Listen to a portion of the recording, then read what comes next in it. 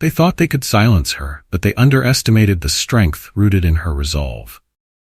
A peaceful garden, once a haven of beauty and tranquility, became the battleground for cruelty and defiance. On one side stood Eleanor Grayson, a woman whose life had taught her the value of patience and the power of kindness. Conversely, the Hudson family is a form of anger, rebellion, and toxic influence. Bookmark, go back. As the flowers were trampled and hateful words scrawled across the fence, it seemed as though hatred would overshadow hope. Yet, even in the darkest moments, the smallest seeds of change began to sprout. Could resilience and compassion truly overcome years of hostility, or would the cracks in their community grow too wide to mend? Before we dive into this gripping tale of defiance, redemption, and the power of community, comment below where you're watching from today. And if you enjoy stories about hope and transformation, don't forget to subscribe to our channel for more inspiring content. The late afternoon sun poured a golden hue over the small neighborhood, casting a soft, comforting light on the neatly trimmed hedges and flower beds that framed the quiet street. Nestled among these homes was a quaint house with faded gray shutters and a weathered picket fence. It stood out not for its grandeur, but for the vibrancy of the garden that surrounded it, a lush oasis bursting with colorful blossoms of roses, hydrangeas, and daisies. At the heart of this idyllic scene was Eleanor Grayson, an elderly widow beloved by her neighbors. Though modest in size, her home was rich in history, with each creaking floorboard and weathered porch swing telling stories of a life well lived. Eleanor's pride was her garden, a sanctuary she had nurtured for decades. Every petal and stem carried a memory, from her late husband Walter, who had once gifted her the first rosebush, to her daughter's laughter as a child, echoing in the swaying porch swing. That afternoon, Eleanor sat on her porch in her favorite rocking chair, her calloused hands resting on her gardening gloves. A mix of pride and fatigue was etched across her face. She had spent the day tending to her flowers, coaxing life from the soil with the care and patience of an artist. The garden, for Eleanor, was more than a hobby. It was a symbol of perseverance and a retreat from the chaos of the outside world. As she rested, a faint sound of laughter drifted through the air. She turned her head toward the commotion, her eyes settling on a group of boys playing basketball on the corner near her house. Their sneakers pounded against the pavement, creating a rhythm that clashed with the serenity of the suburban street. Eleanor recognized them as the Hudson brothers, the sons of the family that had recently moved in across the street. The family's arrival had been marked by the rumble of a moving truck and the stern demeanor of their father, Martin Hudson, a towering figure whose permanent scowl gave little room for friendliness. Eleanor had greeted them on their first day with a basket of homemade muffins, only to receive curt nods and muttered thanks. The Hudson boys, Lucas, Ryan, and Tommy, were inseparable, roaming the neighborhood like a pack. In the week since their arrival, Eleanor had observed their loud antics and the trail of litter they often left behind. She had even noticed them lingering near her garden on several occasions, whispering and pointing at her flowers. Once, she found a rosebush snapped in half, though she tried to chalk it up to an accident. This afternoon, the boys' boisterous energy seemed to escalate. Lucas, the eldest, shoved Tommy aside to snatch the basketball from him, earning uneasy laughter from the others. Eleanor frowned at the display. She had learned long ago not to meddle in others' disputes unless invited, but there was something unsettling about Lucas's demeanor, a sharp edge in his tone that felt out of place in the peaceful neighborhood. As the sun dipped lower, painting the sky in hues of orange and pink, Eleanor rose from her chair. Her knees ached, but she carried herself with quiet dignity, gathering her tools and gloves before stepping inside. The familiar creak of the floorboards welcomed her home, a comforting contrast to the noise outside. The walls of her house were adorned with photographs, a gallery of memories from a life devoted to family and resilience. There was one of Walter, grinning with a freshly picked basket of tomatoes, and another of their daughter as a child, sitting on the porch swing with a book. Eleanor's fingers brushed lightly over the frames as she paused to reflect. Her reverie was interrupted by a sudden, sharp thud against the side of the house, followed by muffled laughter. Alarmed, Eleanor hurried to the porch, Her heart sank as she saw the Hudson boys in her yard, their basketballs sawing through her carefully tended daisies. Lucas bent to retrieve the ball, his foot crushing a patch of flowers. He glanced up and met Eleanor's gaze with a defiant smirk. "Get out of my garden," Eleanor said firmly, stepping onto the porch. Despite her age, there was strength in her voice and posture. Lucas hesitated for a moment, then scoffed, kicking the ball to Ryan. "Relax, lady. They're just flowers," he said dismissively. "They're not just flowers," Eleanor replied coldly. "Now leave." Ryan and Tommy exchanged uneasy glances, but Lucas stood his ground, his arrogance unshaken. Finally, with a muttered whatever, he turned and walked away, the others trailing behind. Eleanor watched them go, her jaw tight with a mix of sadness and anger. Kneeling beside the trampled daisies, her hands trembled as she touched the crushed petals. The garden, her refuge, now felt vulnerable, a crack in the peace she had fought so hard to maintain. As the evening settled in, Eleanor resolved to repair the damage. Yet a flicker of unease lingered. The Hudson boys' actions hinted at something more profound than mere carelessness, and Eleanor suspected that her peaceful days were about to be tested. The following days passed quietly, though the peace Eleanor once treasured now felt fragile, like the bruised petals of her daisies. She tended to her garden with meticulous care, hoping to restore the order the Hudson boys had disrupted. Yet, as the neighborhood settled into its usual rhythm, she couldn't shake the unease their visit had left behind. On a particularly warm afternoon, Eleanor stood by her garden gate, pruning the lavender bushes. The familiar scent of the blossoms wafted through the air, momentarily soothing her. As she worked, the sound of loud voices drifted from across the street. Turning, she saw Lucas and his brothers, flanked by two other boys she didn't recognize, swaggering down the sidewalk. They stopped near her fence, their conversation dissolving into laughter as Lucas gestured toward the garden. His voice carried just enough for Eleanor to catch snippets. "Who even cares about stupid flowers?" he said, nudging Ryan. "It's not like she's going to do anything."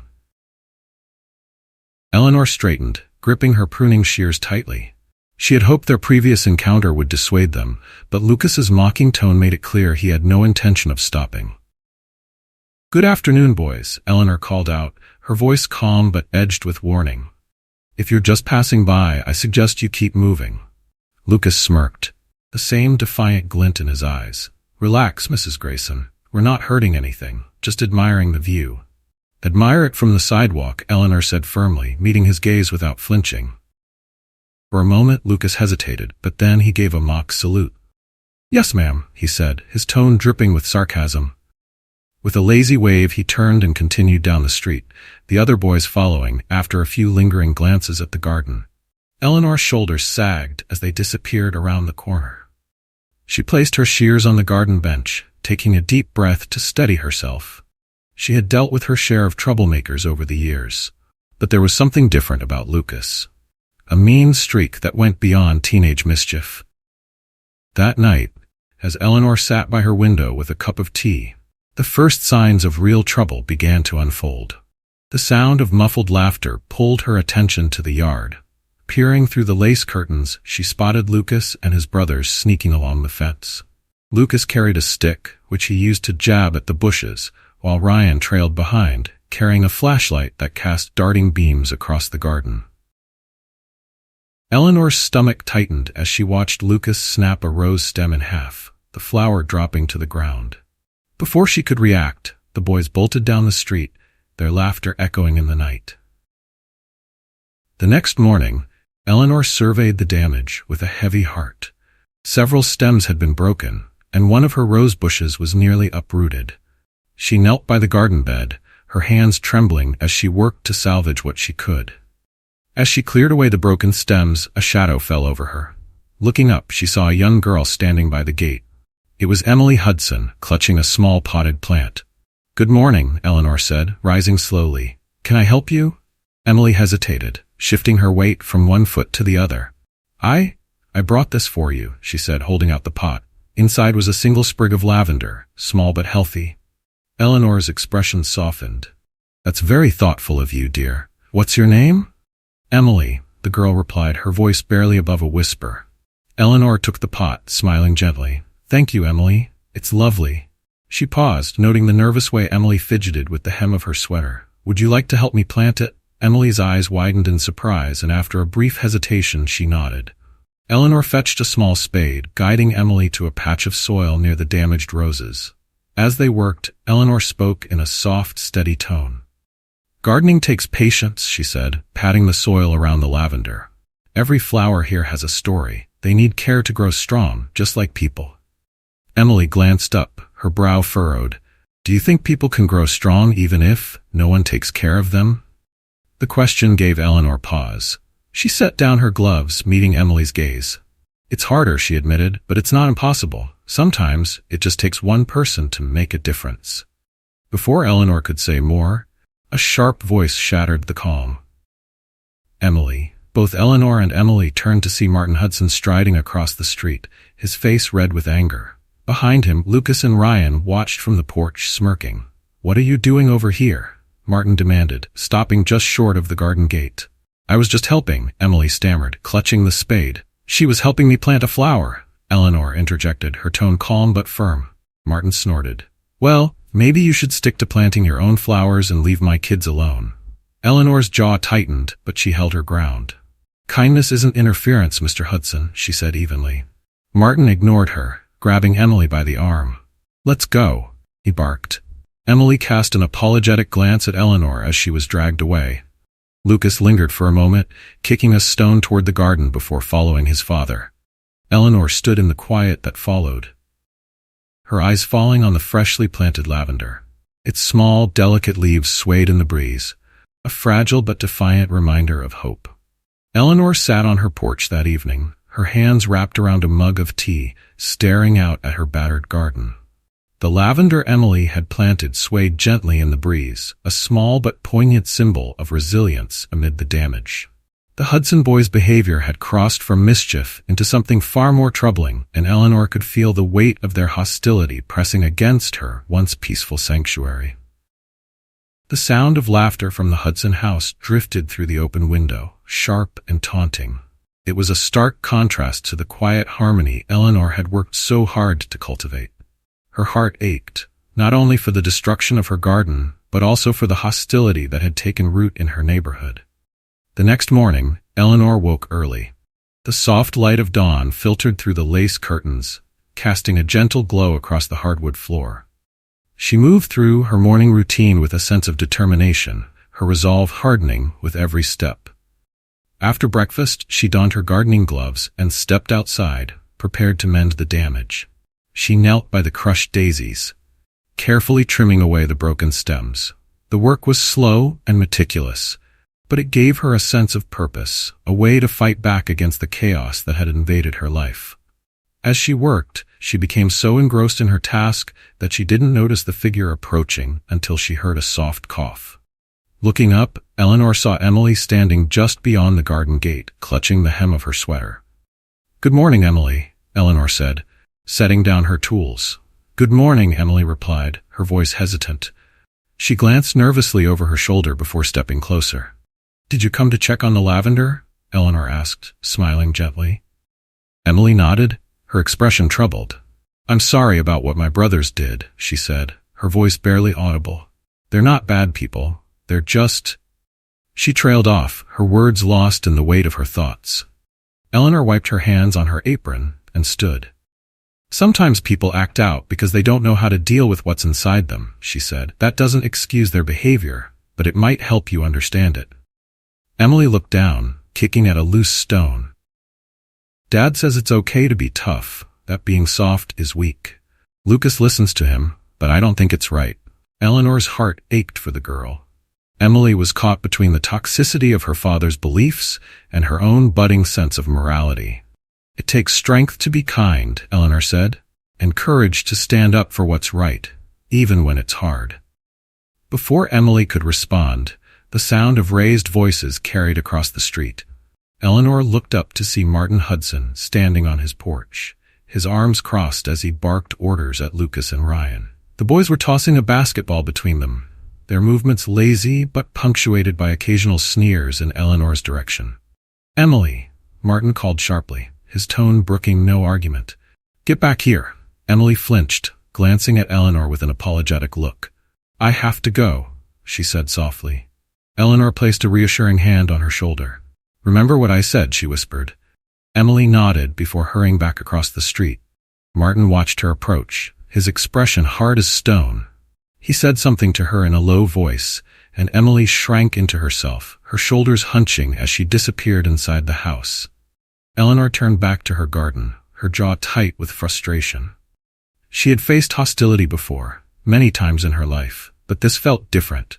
It wasn't just the actions of a few unruly boys, it was the poisonous influence of a man who had no respect for others. That night, Eleanor sat in her living room, the quiet hum of the fan providing a soothing backdrop to her thoughts. Her fingers brushed over the edge of an old photo frame on the mantelpiece, a picture of her and her late husband, Walter, standing proudly in the garden they had built together. The sound of footsteps outside pulled her from her thoughts. Moving to the window, she peered out into the darkness. The Hudson boys were back, their figures illuminated by the pale glow of the streetlights. Lucas was in the lead, holding a can of spray paint, while Ryan trailed behind with a baseball bat slung over his shoulder. Eleanor's stomach clenched as she watched them approach her fence. Lucas raised the spray can and began scrawling crude letters across the wooden slats.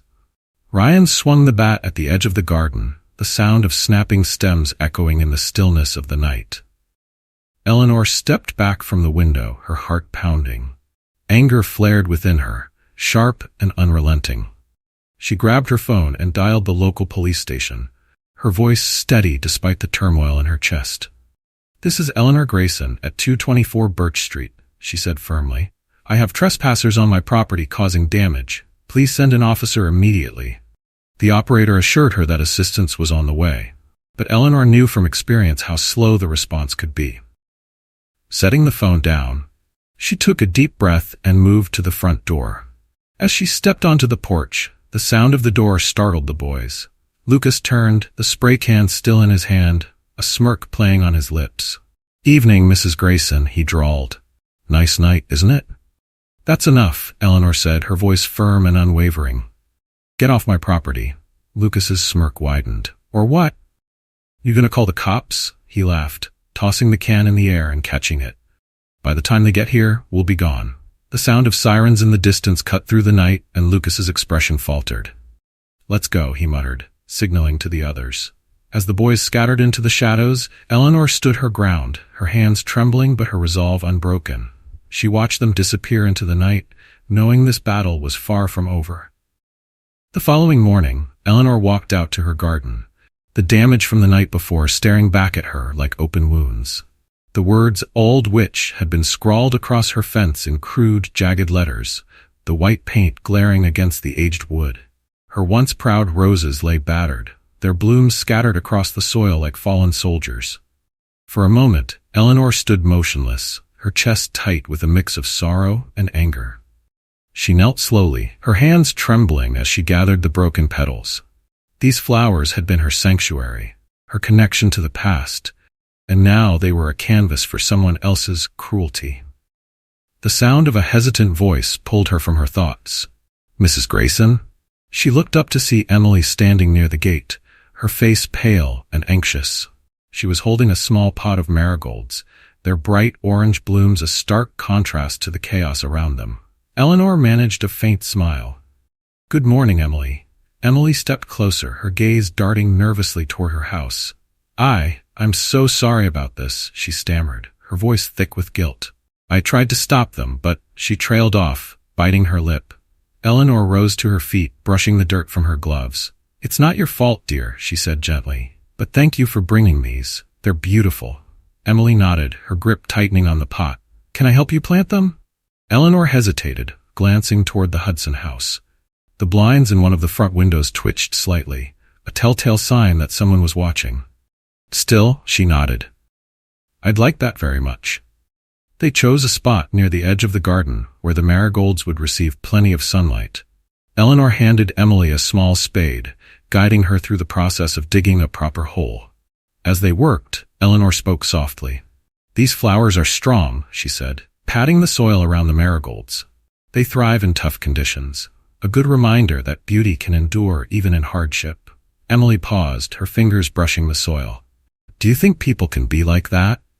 Eleanor looked at her, the weight of the girl's question settling between them. Yes, she said after a moment, but it helps when someone believes in them. Before they could continue, a sharp bark of anger interrupted the quiet.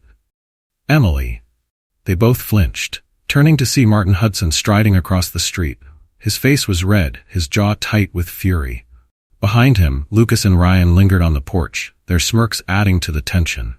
What are you doing here? Martin demanded, his voice booming as he reached the garden gate. Emily stood quickly, the spade clutched tightly in her hands. I was just helping. She was helping me plant some flowers, Eleanor interjected, her tone calm but firm. She stepped forward, placing herself between Emily and her father. Martin snorted, crossing his arms. Well, maybe you should stick to planting your own flowers and leave my kids alone. Eleanor's jaw tightened, but she refused to back down. Teaching kindness isn't interference, Mr. Hudson. Kindness won't fix anything, Martin snapped. He grabbed Emily by the arm, pulling her away from the garden. Come on, we're leaving. Emily cast a quick apologetic glance at Eleanor as she was dragged away. The marigolds stood alone, their vibrant blooms trembling slightly in the breeze. That night, the weight of the day pressed heavily on Eleanor's chest. She sat in her living room, staring at the empty space on the mantel where she had taken down a photo of her and her late husband, Walter. The garden had been their shared passion, a labor of love that brought them joy and connection. Now, it felt like a battleground, its peace shattered by hatred. But as the hours passed, Eleanor's sorrow began to harden into something else. Resolve. She thought of Emily, of the girl's timid questions and quiet courage. There was something worth saving in that family, something worth fighting for.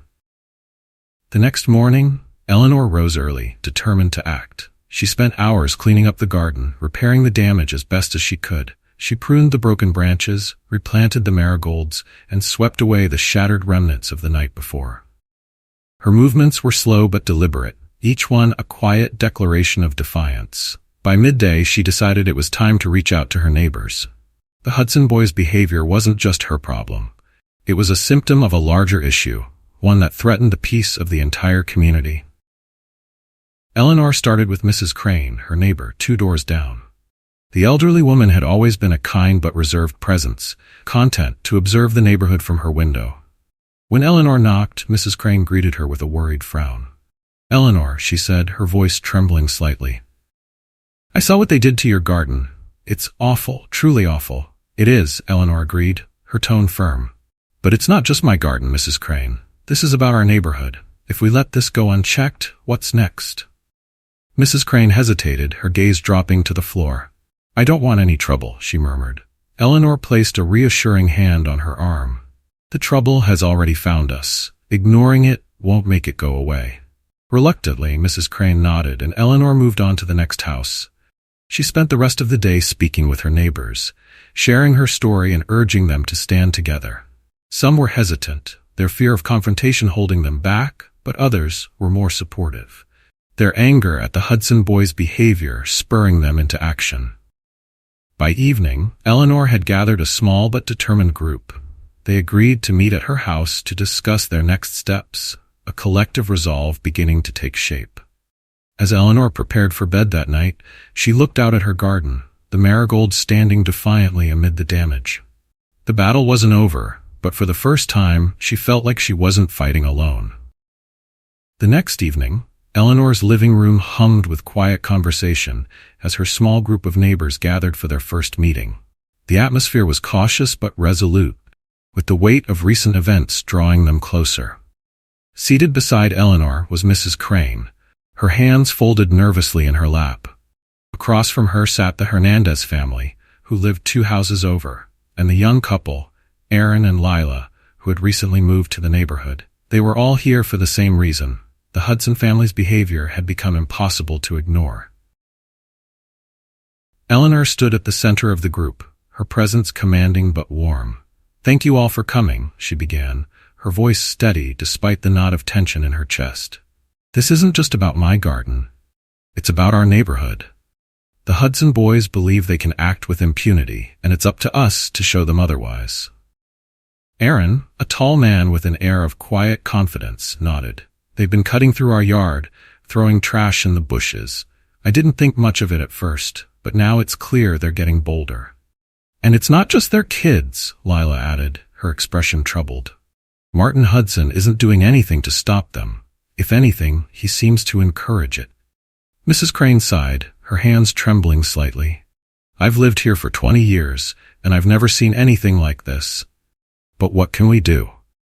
They don't seem to care about anyone else. Eleanor's gaze swept across the room, her resolve hardening. We can show them that we care, she said. If we stand together, we can make it clear that this kind of behavior has no place here. The group murmured their agreement, and the conversation turned to possible actions. After much discussion, they decided on a plan. They would draft a letter to the Hudson family, signed by all willing neighbors, outlining their concerns and expectations for change. It wasn't a perfect solution, but it was a start, a way to show solidarity and establish boundaries. By the time the meeting ended, a sense of purpose had settled over the group. They left Eleanor's house with a renewed determination, each promising to gather more signatures for the letter.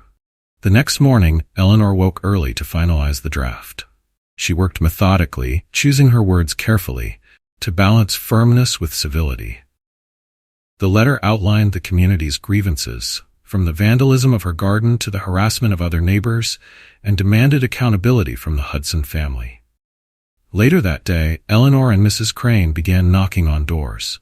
While some neighbors were hesitant to sign the letter, fearing retaliation, many others added their names without hesitation.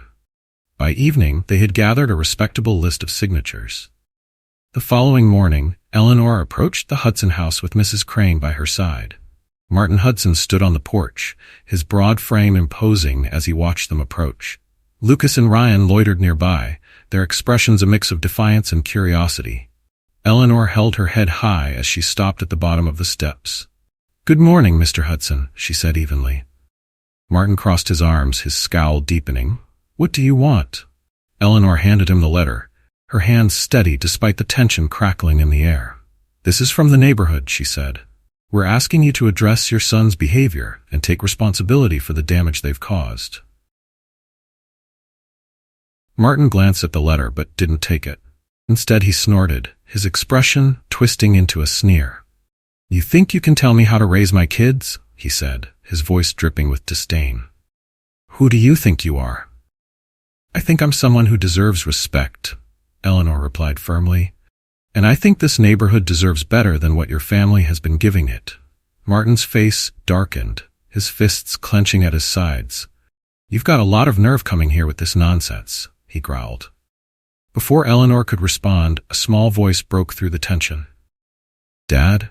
Everyone turned to see Emily standing in the doorway, her expression anxious but determined. "Maybe we should just listen," she said softly. "Stay out of this, Emily," Martin snapped, his tone sharp. Eleanor stepped forward, her gaze steady.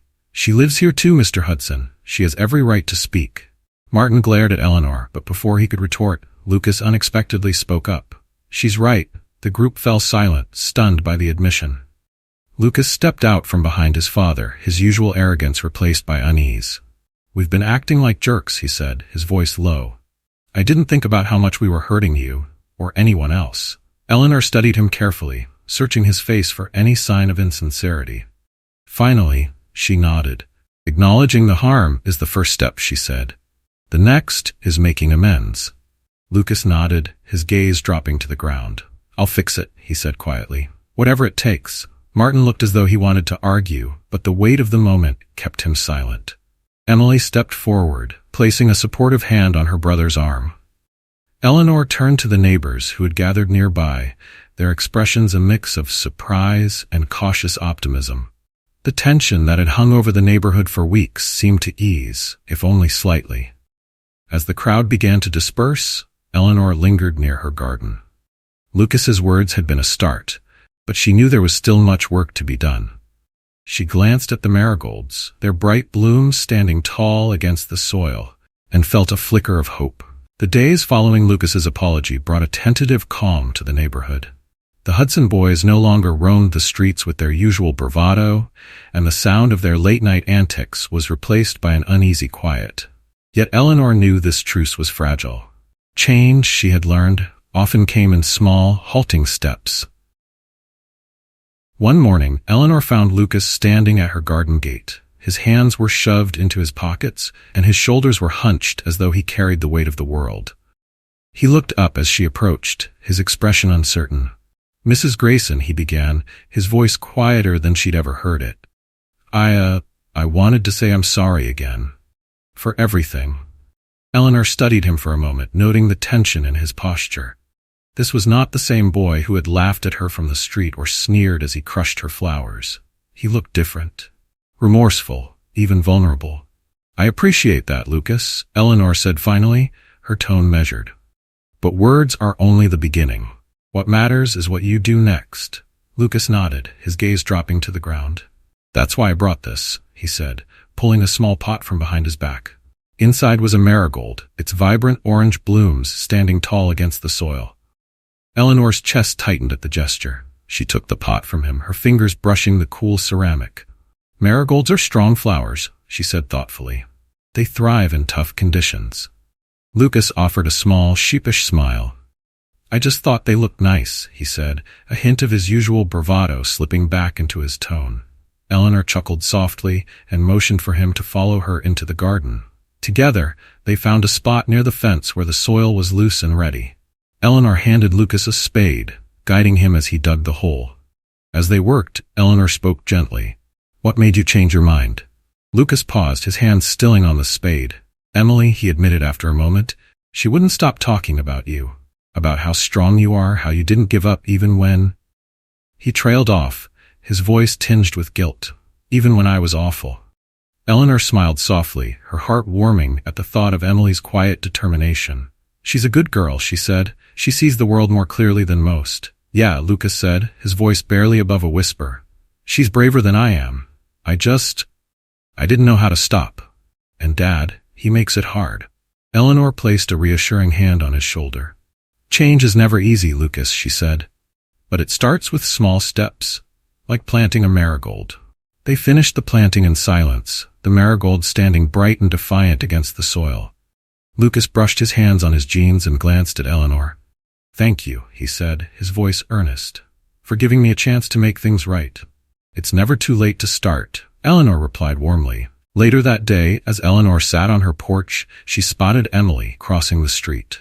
She was carrying a stack of fresh wooden boards and a can of paint, her face flushed with effort but lit with determination. "Lucas told me what he did," Emily said as she set the materials down by the fence. "I thought maybe we could fix this together." Eleanor's smile widened. "I'd like that very much." For the next few hours, they worked side by side, replacing the damaged boards and painting over the hateful words that had scarred the fence. Their movements were rhythmic, almost meditative, the sound of the hammer and brush blending into a soothing cadence. As they worked, Emily shared stories about her brothers, her voice soft but tinged with a quiet strength. "Lucas isn't bad," she said, dipping her brush into the paint. "He's just scared. Dad puts so much pressure on him to be tough and like him. I think that's why he lashes out." Eleanor paused, looking at the girl who had grown so much in such a short time. "And what about you?" she asked gently. "Do you feel that pressure too?" Emily nodded, her gaze dropping to the fence. "I used to think I had to stay quiet, that it was easier to just go along with it, but you showed me that speaking up can make a difference." Eleanor reached over, placing a hand on Emily's shoulder. "Your voice is powerful, Emily," she said. "Don't ever let anyone take that from you." By the time they finished, the fence looked almost new. The fresh paint gleamed in the afternoon sun, a symbol of resilience and renewal. Emily stepped back to admire their work, her smile radiant. "It's beautiful," she said. "It is," Eleanor agreed, though she wasn't just talking about the fence. That evening, as Eleanor sat on her porch sipping her tea, she noticed something unusual. A small group of neighbors had gathered near her garden, their faces curious and cautious. Mrs. Crane was among them, along with the Hernandez family and the young couple, Aaron and Lila. Even Martin Hudson lingered at the edge of the group, his expression unreadable. Eleanor rose and walked to the garden gate, her heart swelling at the sight. "Good evening," she said, her voice carrying across the yard. "Evening," Mrs. Crane replied, stepping forward. She held out a small pot with a daffodil inside. "We thought we could help you replant your garden if you'll have us." Eleanor's breath caught, emotion tightening her throat. She looked at the faces before her, some hesitant, some hopeful, and felt an overwhelming sense of gratitude. "I'd be honored," she said, her voice steady. The neighbors filed into the yard, each bringing something to contribute: flowers, tools, pots of soil. Together they worked to restore the garden, their laughter and conversation filling the evening air. As the sun dipped below the horizon, Eleanor stood at the center of her garden, surrounded by the people who had come together to help her. For the first time in weeks, she felt a deep sense of peace. The sense of unity, brought by the neighbors' help, lingered in the days that followed, infusing the air with cautious optimism. Eleanor's garden began to bloom once more, a testament to the collective effort of her community. The marigolds Lucas had planted stood tall, their bright orange hues adding a bold splash of color to the recovering landscape. Yet, beneath the surface of this newfound harmony, tensions simmered. Martin Hudson's stern presence remained a shadow over the neighborhood. He avoided direct confrontations but continued to watch from his porch with a scowl, his disapproval clear. One afternoon, as Eleanor was watering her flowers, Emily appeared at the gate again. Her face was flushed, her eyes darting nervously toward her house. "Mrs. Grayson," she said, her voice trembling, "can I talk to you?" Eleanor set down her watering can, concern knitting her brow. "Of course, Emily. What's on your mind?" Emily hesitated, twisting the hem of her sweater. "It's Dad," she said finally. "He's so angry lately. About the letter, about Lucas helping you, about everything. He keeps saying we're losing control," and her voice broke, and she looked away, blinking back tears. Eleanor's heart ached for the girl. She placed a reassuring hand on Emily's shoulder. "Change is hard for people like your father," she said gently. "But it doesn't mean we give up. Sometimes, the most important things are the hardest to fight for." Emily nodded, but her shoulders remained tense. "I'm scared," she admitted. "I don't know how much longer Lucas will stand up to him. And I don't want things to go back to the way they were." Eleanor's resolve hardened. She knew the Hudson household was a powder keg waiting to explode, and she feared the fallout might undo all the progress they had made. That evening, the tension came to a head. As the sun dipped below the horizon, Eleanor sat on her porch, savoring the cool evening air. The neighborhood was quiet, save for the occasional chirp of crickets and the faint hum of a passing car. But the peace was shattered by the sound of angry voices. Eleanor turned toward the Hudson house and saw Martin on the porch, shouting at Lucas. Emily stood nearby, her face pale as she watched the argument escalate. "You think you're better than us now?" Martin bellowed, his voice carrying across the street. "Running over there, helping her with her stupid flowers? You're a Hudson, Lucas. Start acting like it." Lucas stood his ground, his fists clenched at his sides. "I'm tired of this, Dad," he shot back. "Tired of you acting like being cruel makes you strong. It doesn't. It just makes you mean." Martin took a step forward, his towering frame imposing. "Watch your mouth, boy," he growled. "You don't get to talk to me like that." Eleanor's heart pounded as she watched the standoff unfold. She wanted to intervene, but before she could move, Emily stepped between them. "Stop it," she cried, her voice cracking. "Just stop. This isn't right." Martin turned his furious gaze on Emily. "And you," he snapped. "Don't think I don't see what you've been doing. Sneaking over there, playing the good little girl. You're just as bad as him." Emily flinched, but didn't back down. "At least we're trying to be better," she said, her voice trembling but steady. "What are you trying to do, Dad? Make everyone as angry as you?" The street fell silent, the weight of Emily's words hanging in the air. For a moment, Martin looked stunned, as if her defiance had caught him off guard. Eleanor took the opportunity to step off her porch and approach the Hudson house. Her presence seemed to diffuse some of the tension, and Lucas turned to her with a look of relief. "Mrs. Grayson," he said quietly. Eleanor nodded at him before addressing Martin. "Mr. Hudson," she began, her tone calm but firm, "you've raised children who are stronger than you realize. Maybe it's time to listen to them." Martin scowled, but the fire in his eyes had dimmed. He opened his mouth as if to argue, but closed it again, his jaw tightening. With a sharp motion, he turned and stomped inside the house, slamming the door behind him. Emily let out a shaky breath, and Lucas placed a protective arm around her shoulders. "Are you two all right?" Eleanor asked, her voice soft and concerned. Emily nodded, though her face was still pale. "I think so," she said. Lucas sighed, his expression weary but resolute. "I don't know what's going to happen, but thank you, Mrs. Grayson, for everything." Eleanor smiled faintly. "You're both stronger than you know," she said. "Don't let anyone take that from you."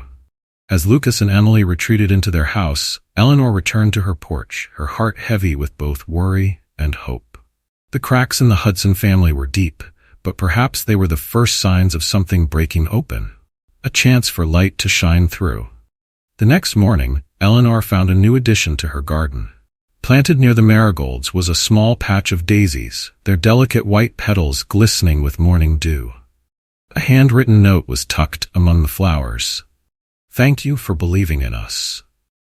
Lucas and Emily. Eleanor's eyes welled with tears as she read the note. The daisies were a symbol of purity and new beginnings, and their presence in her garden felt like a promise, a commitment to growth and change. She knelt by the flowers, her hands brushing gently over the petals. For the first time in weeks, she felt a flicker of genuine peace. The note and the daisies planted by Lucas and Emily filled Eleanor with a sense of cautious optimism. Their gesture was a small but meaningful sign that change was possible, even within the Hudson family. Yet, she knew their journey was far from over. Martin Hudson's anger loomed over his children like a storm cloud, and Eleanor worried about how long Lucas and Emily could withstand his influence. Over the next few days, Eleanor noticed subtle changes. Lucas began to spend more time outside, walking the neighborhood alone, his usual swagger replaced by a quiet introspection. Emily, too, seemed more at ease, occasionally stopping by to check on the marigolds or help Eleanor with small tasks in the garden. But Martin's presence remained a dark shadow.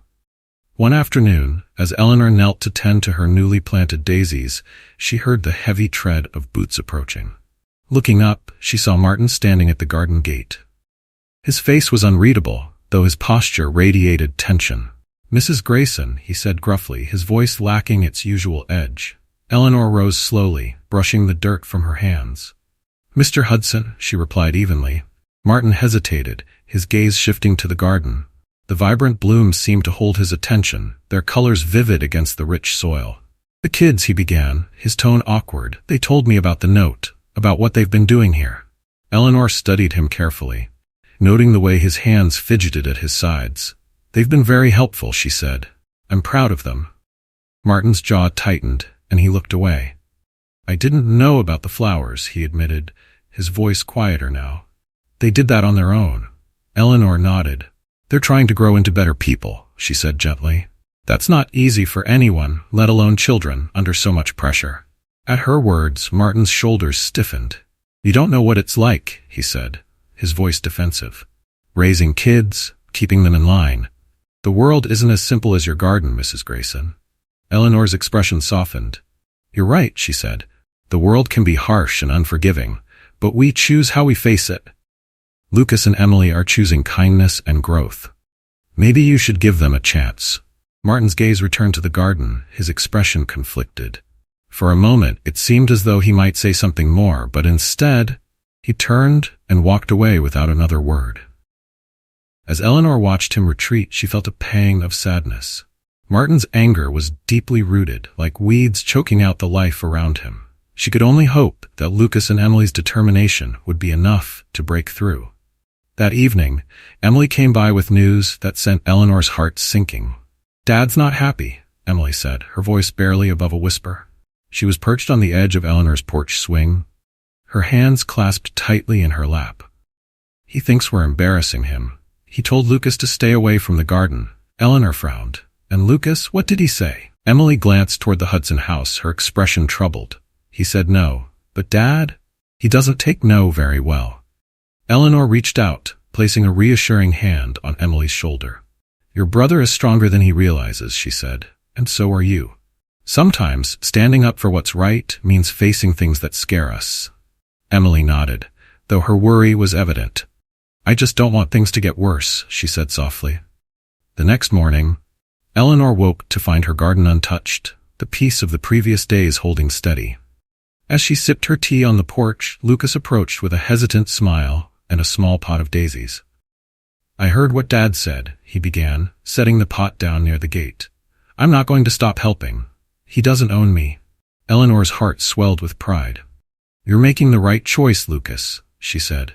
"It takes courage to stand your ground."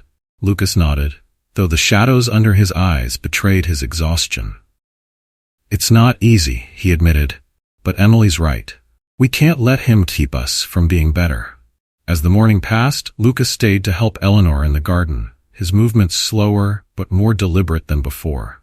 Together they planted the daisies he had brought, the blooms adding a soft brightness to the recovering space.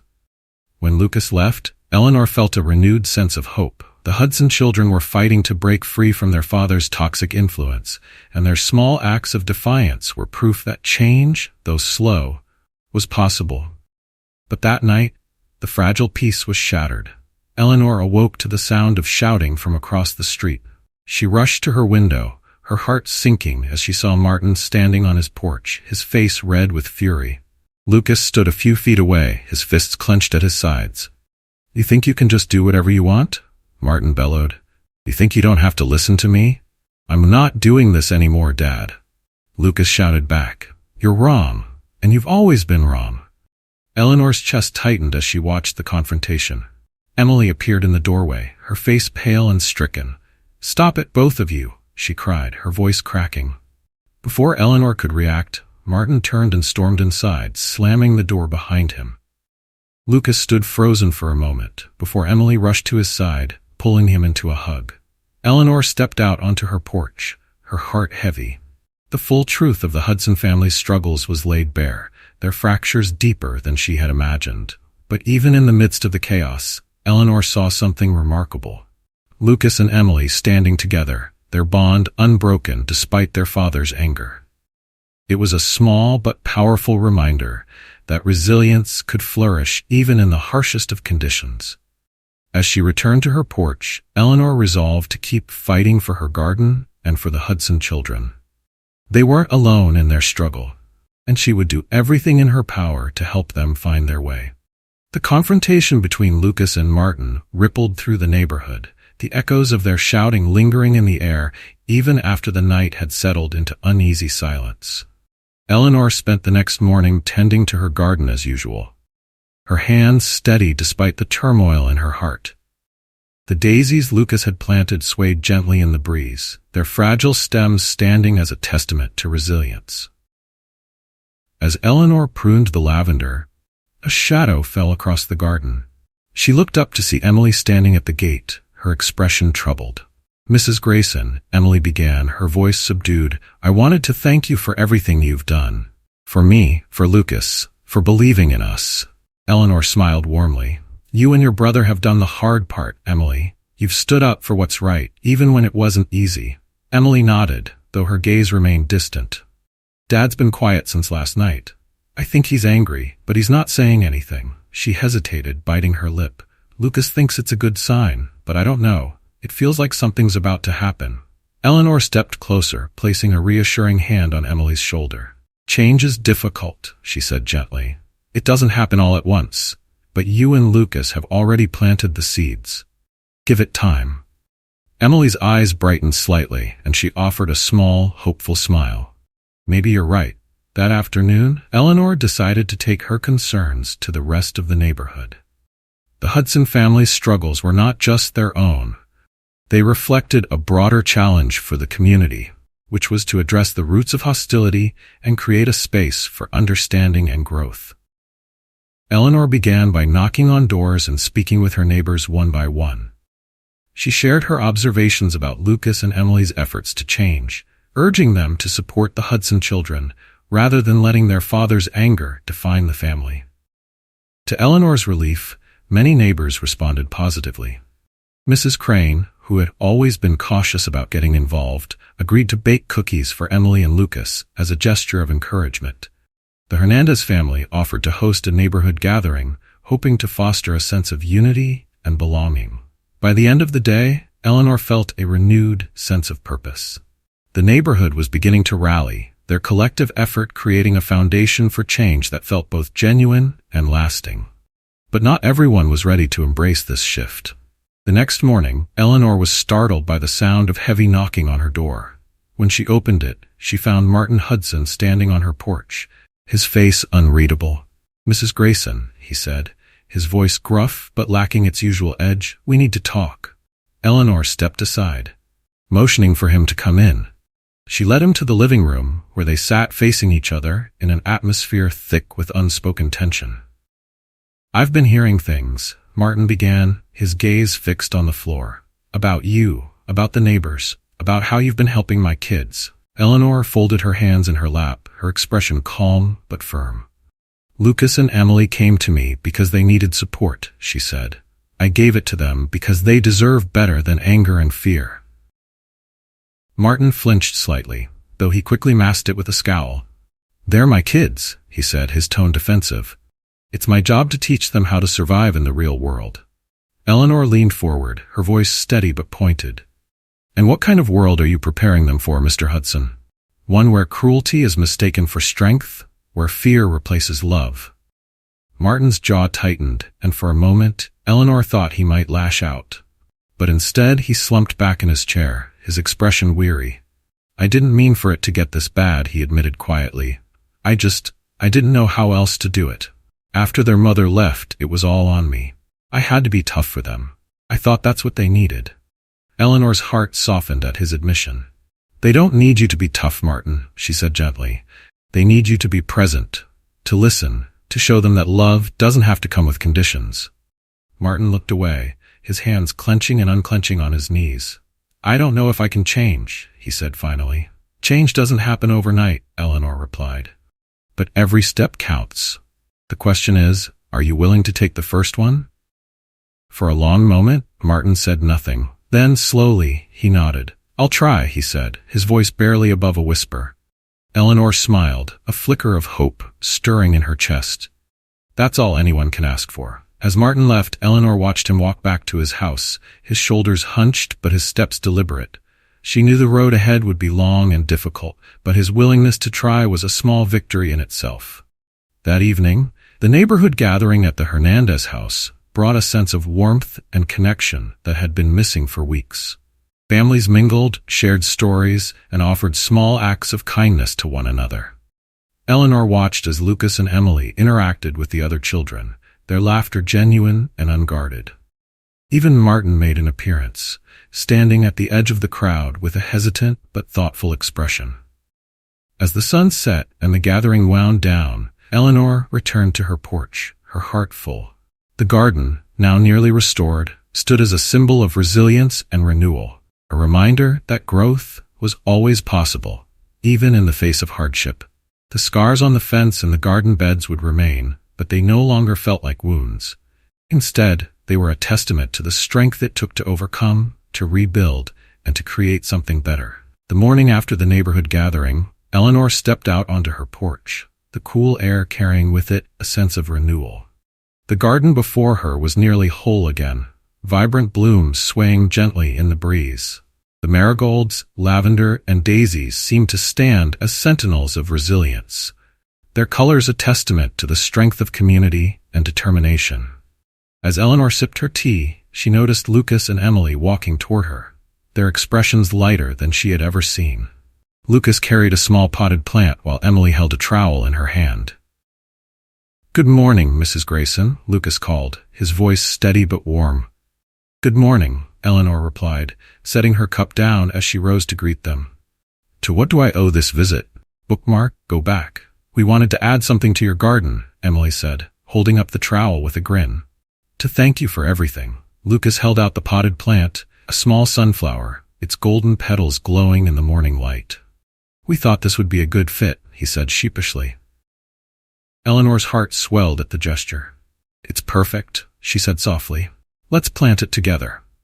They found a sunny spot near the center of the garden, and Eleanor guided them as they worked, her hands steady despite the ache in her joints. As they dug the hole and gently placed the sunflower into the earth, Lucas spoke. "Dad's trying," he said, his tone uncertain but hopeful. "He's still grumpy, but he's different. It's like he's finally listening." Emily nodded, brushing the soil around the sunflower with care. "I think he's starting to see that being strong doesn't mean being angry all the time." Eleanor smiled, her gaze soft as she watched them work. "It takes a lot of courage to admit when you're wrong," she said. "Your father may have a long way to go, but he's taken the first step. That's something to be proud of." When they finished, the sunflower stood tall and bright, its petals seeming to stretch toward the sky. Lucas and Emily stepped back, admiring their work with satisfied smiles. "It's beautiful," Emily said, her voice filled with quiet pride. "It is," Eleanor agreed, her heart full. "And so are the two of you. Don't ever forget that." Later that afternoon, as Eleanor tended to her garden, she noticed several neighbors walking by, many stopping to compliment the restored space. Mrs. Crane even brought over a tray of cookies, her usual reserved demeanor, replaced with a warmth that mirrored the sunflower's glow. By evening, Eleanor found herself sitting on her porch, reflecting on everything that had happened. The garden had been a battleground for weeks, a place where cruelty and resilience had clashed. But now it stood as a symbol of triumph, not just hers, but the entire neighborhood's. As the sun dipped below the horizon, casting the street in soft shades of gold and purple, Eleanor thought about the lessons she had learned. The Hudson family was still far from perfect, but progress had been made. Lucas and Emily had proven that even in the face of adversity, growth was possible. And Martin, though still rough around the edges, had begun to understand the value of compassion and connection. Eleanor realized that the garden was more than just flowers and soil. It was a metaphor for life itself, a reminder that even the deepest wounds could heal with time, care, and the support of others. The neighborhood, too, had changed. The gathering at the Hernandez house had rekindled a sense of unity that had been missing for far too long. Families who once kept to themselves were now reaching out, offering help and kindness in small but meaningful ways. Eleanor's thoughts were interrupted by the sound of footsteps. Looking up, she saw Lucas and Emily approaching again, this time accompanied by Martin. "Evening, Mrs. Grayson," Martin said, his voice gruff but softer than usual. "Good evening," Eleanor replied, rising from her chair. Martin hesitated, his gaze flicking to the garden before returning to Eleanor. I wanted to say thank you," he said awkwardly, "for everything you've done for my kids." Eleanor smiled warmly. "It wasn't just me, Mr. Hudson. They found the strength within themselves. I just gave them a place to grow." Martin nodded, a flicker of something like gratitude crossing his face. He reached into his pocket and pulled out a small packet of seeds, handing it to Eleanor. "I thought maybe you could use these," he said, his voice gruff again. "Emily said they're good for attracting butterflies." Eleanor took the packet, her smile widening. "Butterfly flowers," she said, reading the label. "How fitting." "Thank you, Mr. Hudson." As the Hudson family walked away, Eleanor felt a deep sense of peace settle over her. The scars on the fence and the garden beds would remain as reminders of what had happened, but they no longer carried the weight of anger or pain. Instead, they stood as symbols of growth, resilience, and the power of community. As Eleanor sat back down, the garden bathed in the soft glow of twilight, she thought about the future. There would be challenges, of course, but she was ready for them. She had learned that change, though slow and often painful, was always worth fighting for. And as the first fireflies of the evening flickered in the air, Eleanor smiled, knowing that her garden and her neighborhood would continue to bloom, no matter what storms might come. This story is a powerful reminder of the resilience of the human spirit and the transformative power of kindness. It shows us that change is possible, even in the most challenging circumstances, when people choose to confront hatred with love, cruelty with compassion, and division with unity. Eleanor's garden, though battered and bruised, stands as a metaphor for life, proof that with care and determination, beauty can thrive even in the harshest conditions. Lucas and Emily's journey teaches us the importance of standing up for what is right, even when it feels like the world is against you. Their courage in facing their father's anger and embracing a path of kindness is inspiring. Martin's struggle, while far from complete, highlights how difficult but necessary it is to let go of old ways and embrace growth. This story also speaks to the strength of community. It's a testament to what can be accomplished when people come together to support one another. Eleanor's neighbors, once hesitant and divided, found their collective power to confront a shared problem and work toward healing, not just for Eleanor's garden, but for their neighborhood as a whole. The lessons here are simple, yet profound. Growth takes courage, unity creates strength, and even the smallest acts of kindness can plant the seeds for meaningful change. If this story moves you, we want to hear your thoughts. Was it inspiring? If you thought the story was good, comment with a 1. If you thought it was amazing, comment with a 2. And don't stop there. Tell us about your own stories of resilience, kindness, and hope. Don't forget to subscribe to the channel to ensure you never miss another meaningful story. Share your reflections and thoughts about this story in the comments below. Let's keep the conversation going and spread the inspiration far and wide. Together, we can make a difference, one story at a time.